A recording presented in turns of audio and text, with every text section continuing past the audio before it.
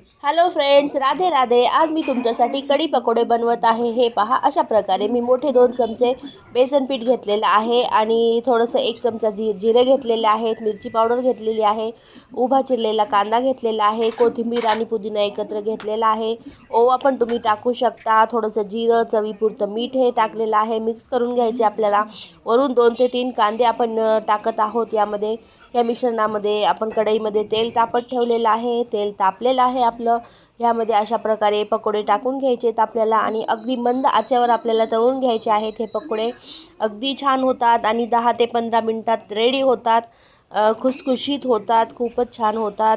तुम्ही नक्की ट्राय करा। चॅनलला सबस्क्राईब करा, व्हिडिओ आवडल्यास लाईक करा आणि हे पकोडे नक्की ट्राय करा। माझी मुलं खूप आवडीनं खातात हे पकोडे।